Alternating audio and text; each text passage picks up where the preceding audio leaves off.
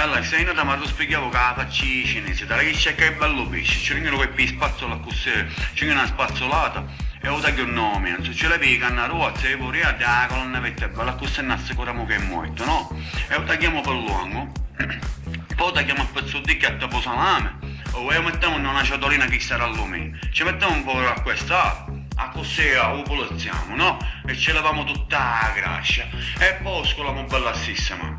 Oh, ci siamo fino a qua. Poi pigliamo un pochino di concentrato che si è dato, un po' di uova, sale e pepe. E arriviamo e facciamo tipo una impassiata, dai cecca. È bella impassata di lusso. Pigliamo una bustina che sta di testi proprio per la vaxopia e ci paghiamo pure inizio. A questo impassiamo, dai cecca bella impassata di lusso, no? Una volta che facciamo il cemento di lusso, tagliamo un pochino di lattuga. Tagliamo un pochino di lattuga, ci tagliamo un po' di bacipolline. 4 spicchi da che date per morire tipo acido da tapiche romano, un po' di insalata scappata. Oh, ci siamo fino a qua.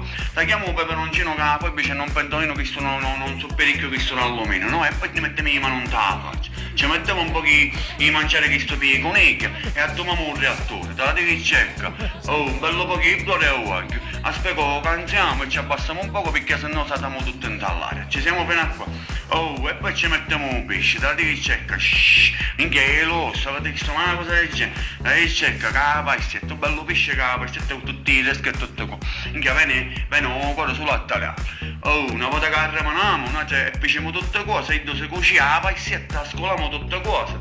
E pensiamo a che pisciamo, ci mettiamo un po' d'acqua e olio. Ah, e un peperoncino rantù. Un peperoncino rantù e arremaniamo sempre con un bello poco d'acqua e tutte le spezie possibili e immaginabili. Ci mettiamo la lattuga e la facciamo a passi, e cerca. 10 minuti, minchia, con il fuoco che hai, tipo una 10 minuti ci viene fuoco per tutta la cucina. Scrivetevi questa ricetta, 4 kg d'acqua, 2 kg di peperoncino, 6 barone d'acqua, un pesce di 7 kg, una busta di detersivo per la vaxopia, pepe, sale e amore. Condivido il video, cucina, ma che c'è condividere?